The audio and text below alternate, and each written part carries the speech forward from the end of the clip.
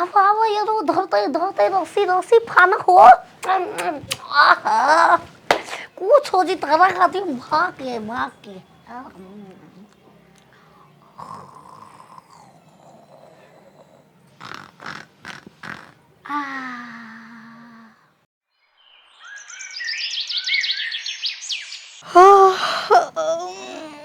चलो चूल्हा चौका करी भोर हो गई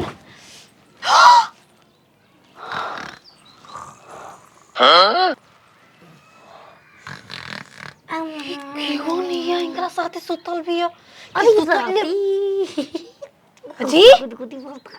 ए जी हां मत मन तो करता है के है जी एकदम सनकाई नहीं आई करे कितना सुगर नींद लागल कितना बढ़िया सपना देखत जगा दलू हमारा अलावा ना तारा मोय सब सीनियर संग तारा नीमन नींद लागी हाय कौन हिया कहां बा क्यों रे ई के हम कहां जानत हनी लागत कि सुतल भी साली सथा में इतना मार खुश होतनी ई कौन हिया आय हम नहीं खिसूते खाती के हिया हम का जानत हनी के हिया ये मुखिया जी हमार त लाज लगता खुद के मुखिया ही कहे तू क्या हुआ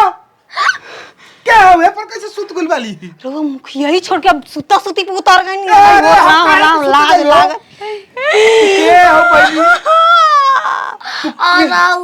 आराऊ ए हम तो चिन्हा तनी ये लज्जा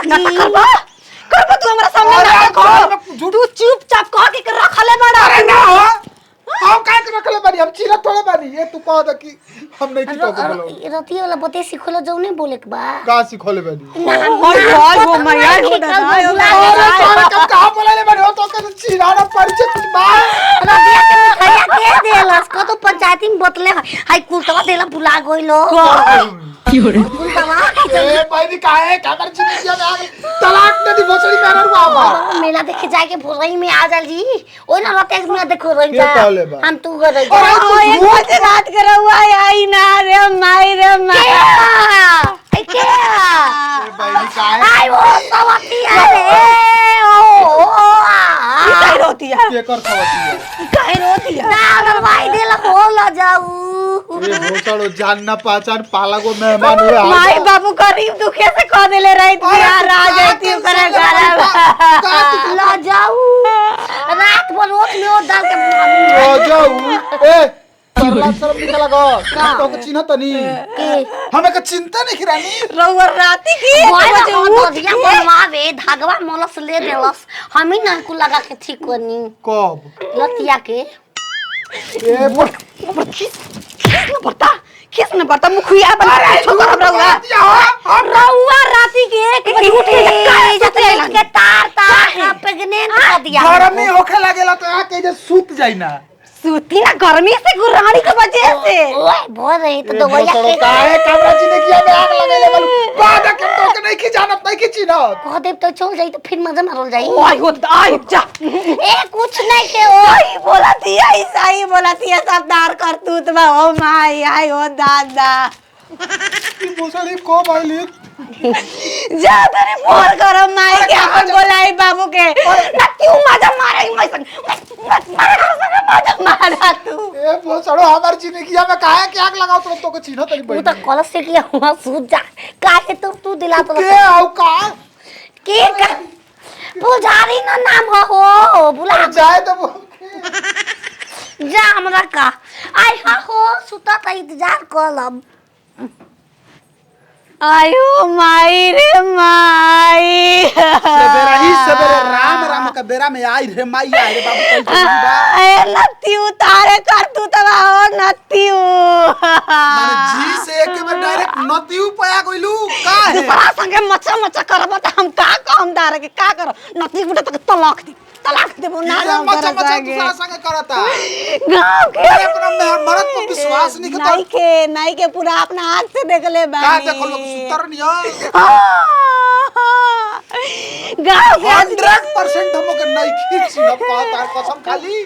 सुनरी ना कहत लग कह दे कि नहीं खींचन तो नहीं खींचन पड़ा मुखिया जी पड़ा आइलू का हो गइल बा ए जब मेहरारू हमरा दिल पर कोदो धरती है प्रणाम करैलु हो का हो गए मुखिया चल जिले एगो बात पता लागल बा मार दम लता वाले चल ना दे जे बात मुखिया गांव में जाके कही ए बहन तू जा काल ये फैसला सही फैसला करे के बनो फैसला कर सही आदमी मना करत रहे अपना मर्द के मुखियाई मत करे देना तो घटिया सर गइल बानी हम सर गइल बानी भोसड़ो सरिये गइल बड़ा हमरा सरिये गइल सर कई हाथ ना लड़ाई बोला ना जा तू न चला हमरा के अरे हाथ भोसड़ी जोड़ जिले का तो कल फैसला होई का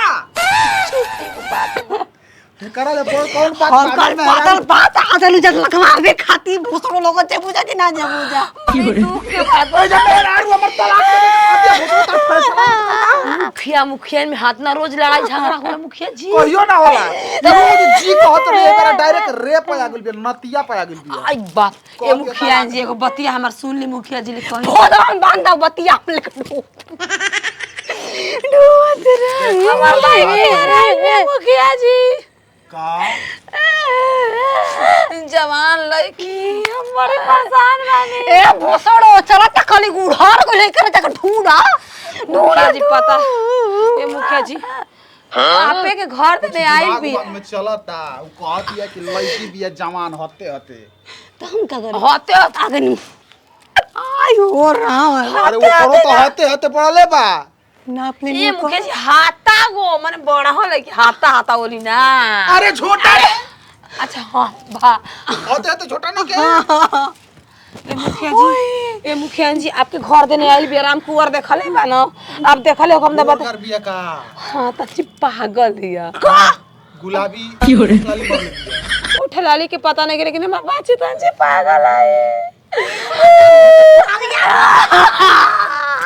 चला हो छोड़ो ना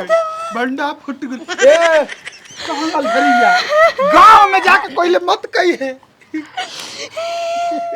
मुखिया जी मायरे पर्दा फास कर भाई नहीं पटा ले भाई बियाह हो जाई मुखिया जी ई है हमार लड़की हीरो के राजा जी काहे कहत है सुतो ना हम का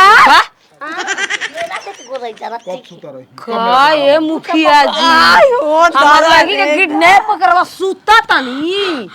राम कुमारा ठीक है ना कहता के मुखिया जी के घर में देन देखनी हां दिमाग खराब बा भोसड़ो हां दिमाग खराब बा हम 4:30 बजे मुत्ते गोरे नहीं तो कोई ना रहो अब 5 बजे नींद टूटता तो कोई हमारा चरी सुतल बा होश में बाड़ू तू गायब भी है 3:30 बजे से मुखिया जी 3:30 तो कैसे कहतले कि रात भर लेके सुतता रहनी हो ई तो चीना ना पर्ची मियां बीबी सलाम वाला हाल बा क्यों रे? तू कब का लिए मारा अपन मुखिया जी के ढेर गरिया थी पैसा पगली 10 रुपए 5 रुपए वसूल जाले वो वाले ही हमारा में सेट करता हम ही ना अगर हमारा सेट लगा दो गुलाबी नोट कहां से ली 2000 मोदी बैंक में हो गई हो दूर बेटी आज ही अरे माई का चोली का छा सेट करा तो भोसड़ा मुखिया जी के सूत के मुखिया जी तू हमारा तर कहां है आई रो माई को नो ये तो ना तो कानूनिया पास करियो भोसड़ा तू लड़की के सूते खाती भेन देलो मुखिया जी मेरी मुखिया जी हां बिल्कुल लड़की कॉल देके हम सच्ची कहत हम अपन बेटी के जवान सूते कह अब ये भूसड़ी के हम तलाक दे जेकरा अपना भातार पर विश्वास नहीं खे हां एगो पागल सन के हमरा तर के कहबा के सूत नहीं तो तलाक दे गुड़वा गिरे तनी गोड़ा मुखिया पर ते फोदवा पर गी अब तो के रखे वाला हम नहीं खी अब तो के हम तलाक दे एगो बात रहुए बताई तो क्यों रे? हंस तब जुड़ा जाई ए मुखिया जी कोने फुसला के भेजलन से 5-10 रुपया पर देखी गलती हो गई हमरा के लागल कि सही में से बट हम ना कइले रहती शक ना करती रवे त हमर इकलौता पति बनी मरद हम ना मैंने एक बार जी से नतिया आ नतिया से फिर जी पति परमेश्वर पा गइलू अब जाए दिन तेरी चरित्र